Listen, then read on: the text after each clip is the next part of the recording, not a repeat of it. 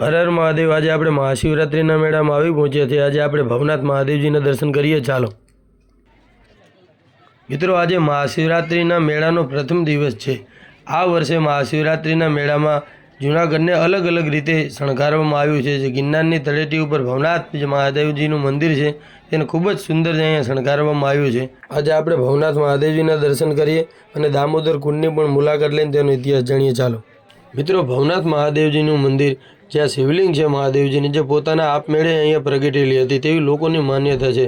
અને મિત્રો, જે ભવનાથ મંદિર છે જે મહાભારત યુગનું છે તેવું માનવામાં આવે છે। હવે મિત્રો, આપણે મંદિરની બહાર આવી ગયા છે। તમે જોઈ શકો છો કેવું મહાદેવજીનું મંદિર સુંદર સજાવેલું છે। હવે મિત્રો, આપણે જ્યાં મહાદેવજીના દર્શન કરવા જાય, પણ મિત્રો અહીંયા દિવસનો મોબાઈલ લઈ જવાની સખ્ત મનાઈ છે। એટલા માટે આપણે રાત્રિની વેટ કરીએ, પછી મોબાઈલ હવે શૂટ કરીએ। ચાલો મિત્રો, તમે આજે જોઈ રહ્યા છો જે ભવનાથ મહાદેવજીનું મંદિર તે નાઇટમાં કેવું લાગી રહ્યું છે, કેવી રીતે અહીંયા તેની સજાવટ કરેલી છે, ખૂબ જ સુંદર લાગી રહ્યું છે, તમે જોઈ શકો છો।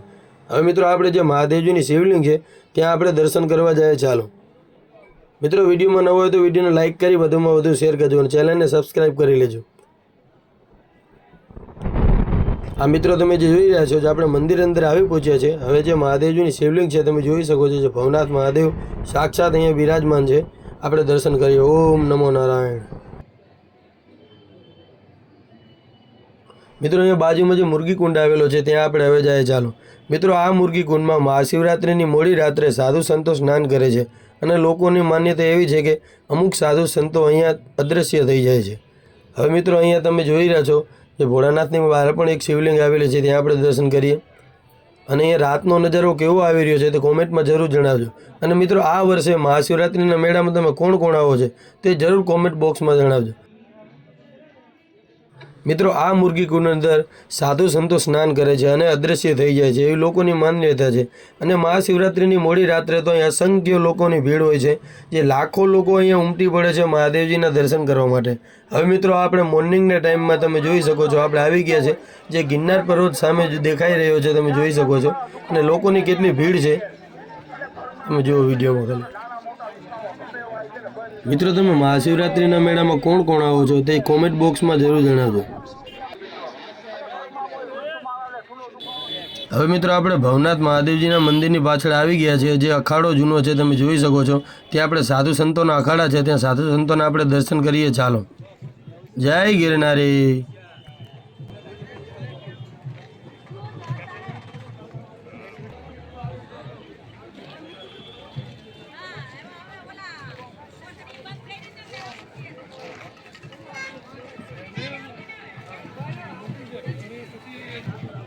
હવે મિત્રો, આપણે સાધુ સંત અને ભવનાથ મહાદેવજીના દર્શન કરી સામે તમે જોઈ રહ્યા છો કે ગિરનાર પર્વત દેખાઈ રહ્યો છે।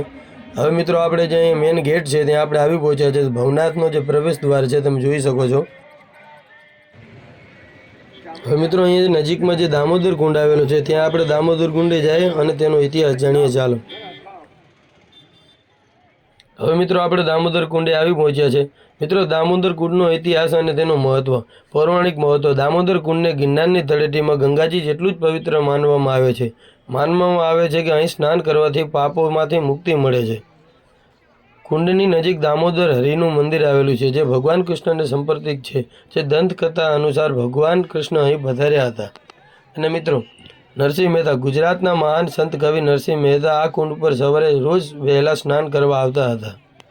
અને મિત્રો, દામોદર કુંડમાં મૃતકોની અસ્થિ વિસર્જન કરવાની પરંપરા છે। માનવામાં આવે છે કે અહીં અસ્થિ વિસર્જન કરવાથી આત્માને મોક્ષ મળે છે।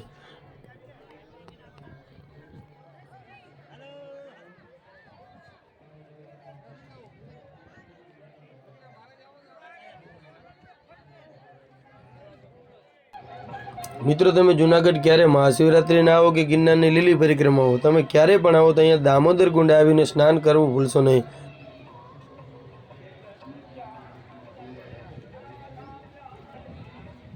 અહીંયા મિત્રો, દામોદર કુંડ આગળ નજીક અહીંયા તમે જોઈ રહ્યા છો જે ભક્ત શ્રી નરસિંહ મહેતાનું અહીંયા મૂર્તિ છે, તમે જોઈ શકો છો।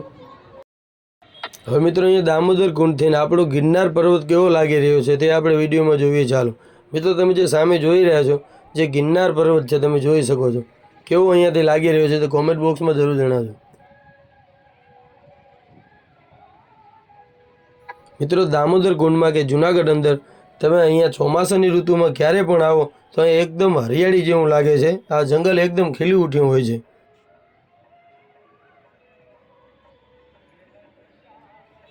મિત્રો, વિડીયોમાં નવો હોય તો વિડીયોને લાઇક કરજો, વધુમાં વધુ શેર કરજો અને ચેનલને સબસ્ક્રાઇબ કરીને બેલ આઇકનનું બટન દબાવ્યા વગર જાશો નહીં, કારણ કે નવા વિડીયોની નોટિફિકેશન તમને મળતી રહે.